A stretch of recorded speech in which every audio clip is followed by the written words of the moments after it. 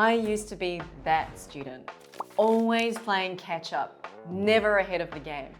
No matter how hard I tried, I just couldn't stay on top of things. I'd be up until 2 a.m. cramming for a test or rushing to finish an assignment I'd put off. The stress was unreal. I'd bite off way more than I could chew, trying to juggle a million tasks. But no matter how much I tried, I always ended up drowning in work. And to be honest, I actually used to think that I performed better under pressure. But in reality, I was just going in circles and never getting anywhere. It wasn't until I realized that I had been so focused on short-term outcomes that I'd ignored the bigger picture. My process was a mess. I had no clear direction and no way to prioritize what really mattered. That's when things started to change for me.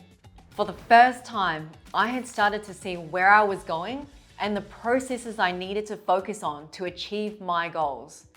It became very clear as to what exactly I needed to do to make sure I achieved my end goal. And it became a total game changer. So how did I get to this point? It all started when I began to understand the key processes that drive my outcomes. I realized that proper planning and goal setting were crucial to minimize risks and maximize my chances of success. And that winging my processes was not going to get me anywhere. Once I started focusing on honing the right processes through consistent action and reflection, I gained the skills I needed to better guarantee success. And if you're in the same boat I was in, I want to help you engineer your student experience for success. So that's what today's video is about. Equipping you with the tools that you need to start turning things around. Right, so how do we properly guard against the risk of not achieving your goals? It's pretty simple. Step 1, to understand that outcomes are determined by processes, which comprises of a series of steps. If you've ever asked yourself, how should I change the way I study to get better grades? You actually already know that processes are what ultimately determine your outcomes. Picture this ladder. At the top, we have outcomes. That's the end goal, the result that you're looking for. But here's the thing, every rung below that outcome plays a pivotal role in reaching it. Let's take a real life example. Say you're aiming for an A in your upcoming math exam. That's your outcome. But to get to that A, you need to do something to get to the outcome, right? So what's this thing? It's a process. This process might include activities like setting a study schedule or practicing problem-solving techniques. Or it could be finding ways to get rid of your procrastination issues. Now, to execute these processes really well, you need skills. Think of skills as tools in a toolbox, like a person's ability to learn a new concept or test oneself for preparedness. If you lack a tool or a skill, you're going to struggle. But hang on a minute, what if you don't have those skills yet? Well, that's where your attributes come in. Are you determined enough to get the skills that you need? Are you resourceful enough to solve your problems by asking your teachers or using the internet? These attributes decide whether you'll get the necessary skills or not. And underpinning it all, your mindset and beliefs. If you believe deliberate efforts trumps innate talent, or if you maintain an open-minded approach to challenges, you're more likely to develop the attributes and skills needed for your processes, which ultimately leads to your desired outcome. So the outcome chain is this. Number 1, outcomes are based on skills. Number 2, to achieve certain skills, you need attributes. And number 3, in turn, your attributes are determined by the beliefs and mindsets you have. What I want you to do is ask yourself this question. Are you working on your processes or your outcomes? If your daily task focuses on achieving an outcome without focusing on the process, you need to overhaul your studying habits. I know. You might be thinking, Jen, I have a major test next week. I can't just change my entire approach overnight. But think about this. Could you change it over time? Here's the reality check. It's normal to have doubts like, this won't work for me, or I don't have the time. These are perfectly natural reactions. But if you let these limiting beliefs prevent you from taking action now, you'll probably never start working on your goals. Most people take years to get started on something like learning a new skill because it seems like a huge task.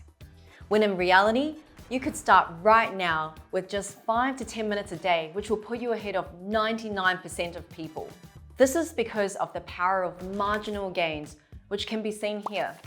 On the horizontal axis is time, and on the vertical axis is improvement. And as you follow this line along, this shows that if you focus on one small improvement each day, improving by 1%, then in 365 days, you'll be 37 times better. That's the same as 3,778% better. Clearly, you don't need to be 3,778% better than you are now. Just 50% would be amazing.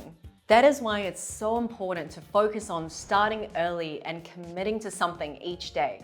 For example, if you wanted to master time management, your first 1% improvement could be checking your calendar daily. Tomorrow, it could be planning tomorrow's schedule, always the night before. And before you know it, you have all these positive habits that make you extremely organized with time. However, if you don't adopt this mindset of taking it a step at a time, the whole process just seems too daunting to even start on. And the result? You delaying many months to take the first step when you can just start now. And this delay is a huge obstacle in taking ownership of processes to achieve the outcomes that you want. Think about when was the last time you wanted to learn a new skill, say coding or painting. How early did you get started on it? Did you even get started? Maybe you did, but how much progress would have been made if you started chipping away at it from the very start, instead of delaying your first step for several months?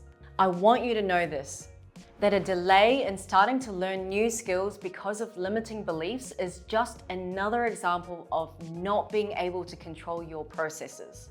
And if you don't learn how to control or get good at executing your processes now, it's less likely you're going to achieve the outcomes that you want. So now let's recap the outcome chain. Outcomes, skills, attributes, and mindsets and beliefs. Now let's connect the dots between this chain and determine how to achieve your outcomes in step 2. Let's bring this to life. Say your outcome is to be the top 1% of your school or maybe even in your country. That's a huge goal, right? How are you going to achieve this huge goal? First, by breaking out outcomes into different processes. It's building blocks or the most basic components. For most students, improving their grades means to have to work on their learning processes. Processes like note-taking system or their revision system or their task and time management system. Now here's the crucial part. For each process, determine the risk if it's not developed. What do I mean by risk? Just think of it as simply, risk is the chance that a negative outcome actualizes. That's it. And the riskier something is, the likelier it is that the negative outcome occurs. If you don't have a solid time and task management system, there's a high risk that you might not be efficient enough to complete what you need to get straight A's.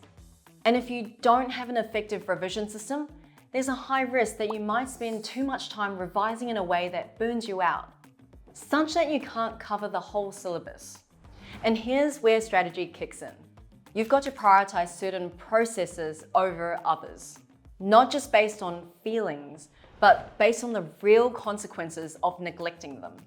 What are the risks of having a poor time management system? Not completing all the work that you need. What are the risks of not having a strong note-taking system? That you don't learn fully. Then you gotta weigh the risks for yourself. Which is more important to you based on where you are in your journey? If you're near the exams, maybe work on your revision system and skills first. Everyone has different answers to these questions. You have to prioritize processes that makes the most sense to you. Your job is to identify the riskiest risks so that you can mitigate them first. It's almost like buying insurance, just for your grades. Imagine having a risk-free method that guarantees achievement of all your goals. Now, wouldn't you like that? I know I would. And to a certain extent, you can really have a risk-free method if you know how to mitigate your risks properly. So now with your processes in order, you want to create tangible action points. Maybe you lack the skills to execute the processes. Some action points to solve that problem can be, number 1, watching the I Can Study student channel on YouTube to learn about skills like note-taking and task management. Number 2, experimenting with certain approaches to time management, like using a Google Calendar. You can check out the description below to find the links to these videos. And this is vital, schedule in time to work on these action points. Include in your calendar dedicated blocks of time to work on these action points. Your calendar isn't just a tool, it's your roadmap to success. Remember, setting a goal is just the beginning. It's the processes, the steps you take, and the risks that you navigate that truly define your journey. Most people, and I mean 99.999% of people, fail at taking action after they've identified their problem areas. And unironically, this is why most people don't achieve the goals they set for themselves. Being able to plan your processes of working on the necessary skills you need to get the outcomes that you want helps you build huge confidence. And if you're someone who's able to plan and execute the processes required to achieve an outcome regularly, you can develop true competency and confidence in achieving the loftiest goals, even if your friends around you doubt your ability. Now you've set your goals, determined the processes, and even mapped out the action points. But here's the thing about journeys. They're rarely a straight path. This is where the power of reflection lies, and because reflecting becomes our guiding star. This is what you need to do in step 3. Reflect on whether you're moving towards the outcome by examining your processes. Think of reflection as your North Star. It's what ensures you stay the course of moving towards your goals. As you work towards mastering your processes, it's essential to pause and reflect. I recommend doing this bi-weekly. Take a moment to ask yourself, how are things going? Score yourself from 1 to 10, depending on how well you did. I know the whole idea of reflecting might sound a little bit fluffy. So let's dive into a real-world example to illustrate the process of reflection. Imagine Anna, a bright student who scores A's for most subjects, except chemistry. Chemistry is just the bane of her life. It's always a string of F's. So Anna sets a goal to get her first A in chemistry. And after setting her goal, Anna identifies some of the processes needed to achieve her goal. So Anna tries to examine her learning system to find out her weak links. If you don't know how to do this or what a learning system is, you should watch our videos on that here. Again, check out the description below for the link. And upon systematically reviewing how she studies, Anna realizes that the way that she learns new ideas is ineffective because she always forgets new information easily and relies on ineffective rote studying methods. She also realizes that the revision aspect of her learning system is lacking.